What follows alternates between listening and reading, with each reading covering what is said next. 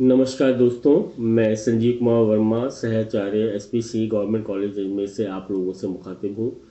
हम बायोज्योग्राफी के कई पॉइंट्स के बारे में पहले चर्चा कर चुके हैं। आज हम जैव भूगोल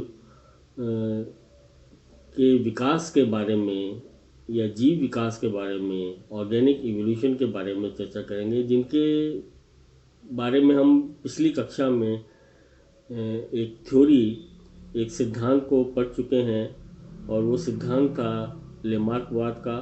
1809 में श्री लेमार्क महोदय ने इनहेरिटेंस ऑफ वंशानुगत जातियों पर एक सिद्धांत प्रस्तुत किया था। और इसी सिद्धांत को आगे बढ़ाते हुए आज हम लेमार्कवाद के बाद डार्विनवाद की चर्चा करेंगे। चार्ल्स डार्विन ने प्राकृतिक अध्ययन द्वारा विकासवाद तथा जैव विकास की व्याख्या की।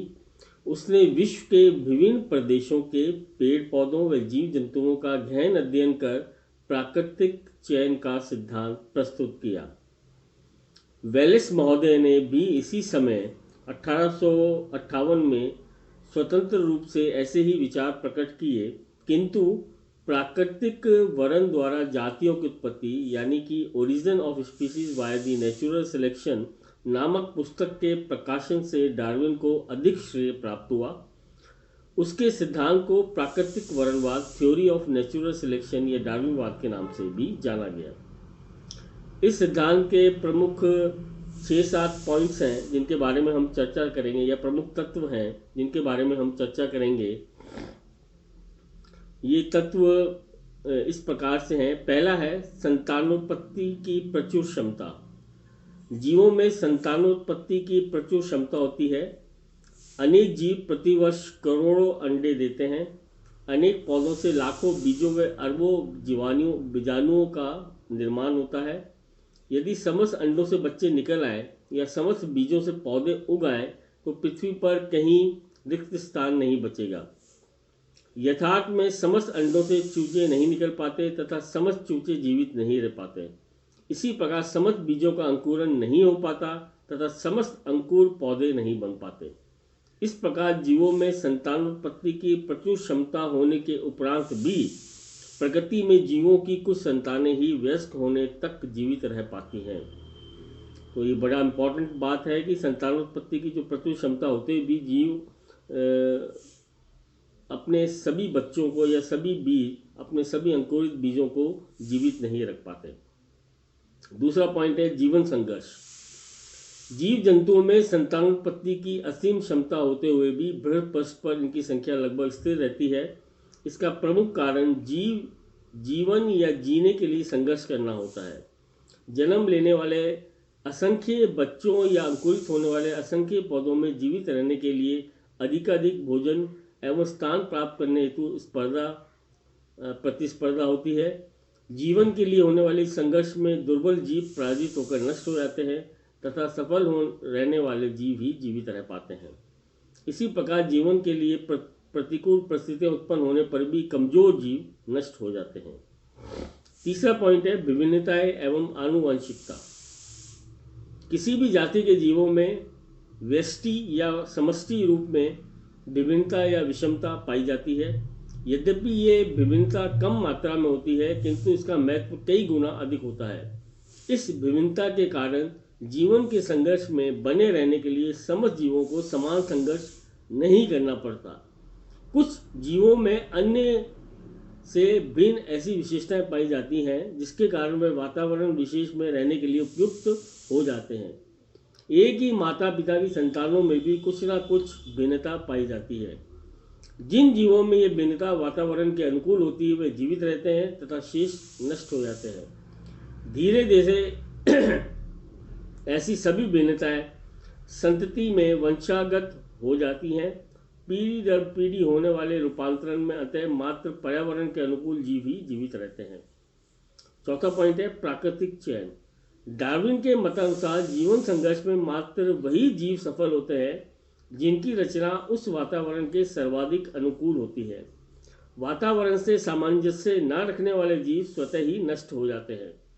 वातावरण के उपयुक्त जीवों के जीवित रहने तथा अनुपयुक्त जीवों के नष्ट होने को प्राकृतिक वरण या नेचुरल सिलेक्शन कहा जाता है। जन्म लेने वाले जीवों में पर्यावरण से सर्वाधिक उपयुक्त जीव ही अपना अस्तित्व बचा पाते हैं। इसे समर्थ का जीवत्व या सर्वाइवल ऑफ द फिटेस्ट कहा जाता है। जीवों की भिन्नताएं पीढ़ी दर पीढ़ी एकत्रित होकर नई जातियों का विकास करती हैं। अगला पॉइंट है पर्यावरण अनुकूलन, एनवायरमेंट एडेप्टेशन। पृथ्वी का भौतिक वातावरण निरंतर परिवर्तनशील रहा है। तापमान, पवन, वर्षा, नमी, वायुदाब, भूगर्भिक संतुलन आदि किसी भी तत्व में परिवर्तन होने पर जीवों को उसके अनुकूल ढलना ही पड़ता है।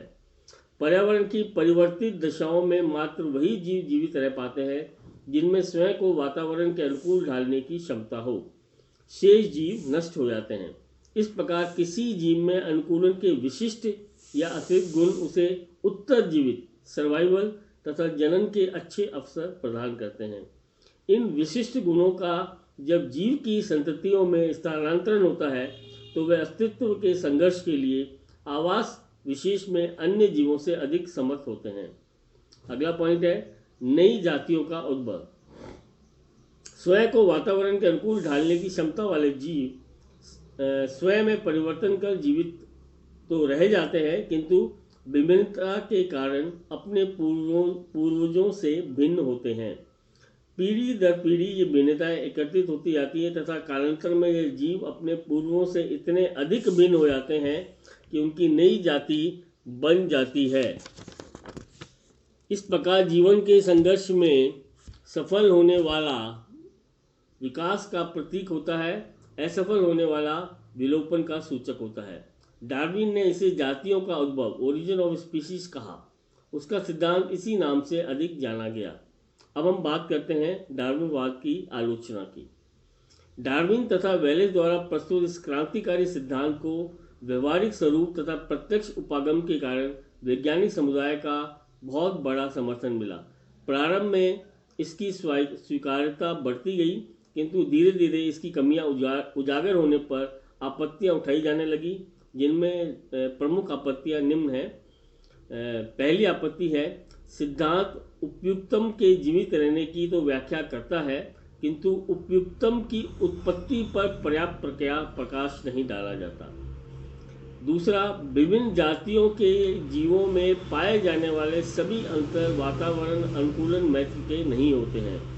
संयोग से भी जीवों में कुछ परिवर्तन हो जाते हैं जिनकी व्याख्या इसमें नहीं की गई।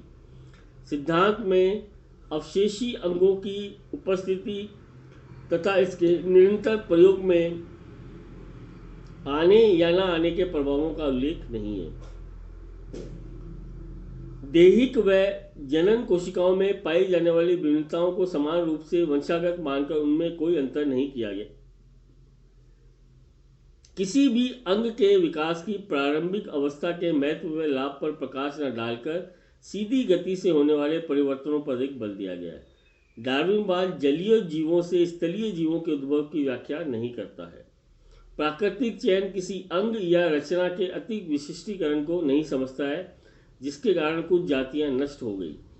डार्विनवाद जीवों की समन्वित रचनाओं की उत्पत्ति एवं वृद्धि की व्याख्या नहीं करता है, जैसे विलुप्त जेफरसन मैमथ, आयरिस हिरन तथा विद्युत मीन। सिद्धांत में मानव द्वारा फालतू पशुओं की नस्ल व पौधों की किस्में सुधारने की कृत्रिम चयन व्यवस्था का वर्णन नहीं किया गया है। वैज्ञानिक प्रयोगों से ये सिद्ध हुआ है कि वातावरण के कारण जीवों में होने वाले कायिक परिवर्तन आने वाले संतति में वंशागत नहीं होते हैं।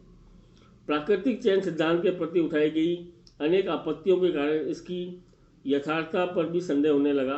आधुनिक खोजों व प्रयोगों के परिप्रेक्ष्य में 20वीं शताब्दी में सिद्धांत में कुछ परिवर्तन करने से इसकी पूर्ण स्थापना होने लगी। संशोधित सिद्धांत को नव डार्विनवाद, न्यू डार्विनिज्म कहा गया। वीजमान व मेंडल नव डार्विनवाद के प्रबल समर्थक थे। वेल्डन ने केकरो, सेनोला ने मेंटिस, पोर्टर ने तितलियों व डेवनपोर्ट ने कुक्कुटों पर प्रयोग करके इसके पक्ष में प्रमाण प्रस्तुत किए। अन्य सिद्धांत इस प्रकार हैं। नव डार्विनवाद के समर्थक जर्मन वैज्ञानिक वीजमान ने जर्म प्लाज्म थ्योरी द्वारा संतति के वंशागत लक्षणों की व्याख्या प्रस्तुत की। उसके मतानुसार लक्षणों की वंशागति के लिए जनन द्रव्य या जर्म प्लाज्म का सांतत्य ही एकमात्र साधन है। जर्म प्लाज्म में होने वाले परिवर्तन की संतति में संचालित होते हैं तथा सोमेटोप्लाज्म जो कि शेष शरीर में रहता है वंशागति में भाग नहीं लेता है। वीजमान के विचारों के समर्थन में प्रमाणों का अभाव होने के कारण इसे काल्पनिकवाद मानकर अधिक महत्व नहीं दिया गया। 20वीं शताब्दी के अंत तक नव डार्विनवाद का स्थान सांश्लेषिकवाद या सिंथेटिक थ्योरी ने ले लिया। इसमें जैव विकास को अनेक प्रक्रमों की पारस्परिक क्रियाओं यथा जीन परिवर्तन, गुणसूत्रों की संरचना में संख्या में परिवर्तन, पुनर्योजन, प्राकृतिक वरण और जनन पृथक्करण आदि का परिणाम माना गया है। धन्यवाद।